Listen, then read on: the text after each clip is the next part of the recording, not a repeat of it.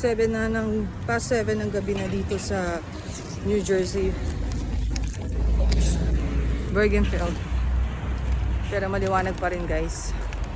Galing ako sa work. Pumunta lang ako dito sa Walgreens to buy milk.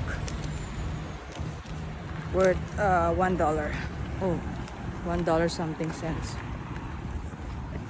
Okay, pinatawid ako ng kotse. Tawid na daw ako. Sobra dito sa mga 8 PM pa dito bago dumilim ng konti, pero usually laging maliwanag pa pag ganitong oras, past 7 PM. Nagatambag ko. Tapos padala pa akong paper bag para dun sa akong pinili sa Walgreens. Hanggang dito ba naman, nagpa-ferment pa rin ng milk. Ayoko kasi ng binibili sa store na yogurt. Gusto ko gumagawa para sa mga anak ko. So guys, I have to go now.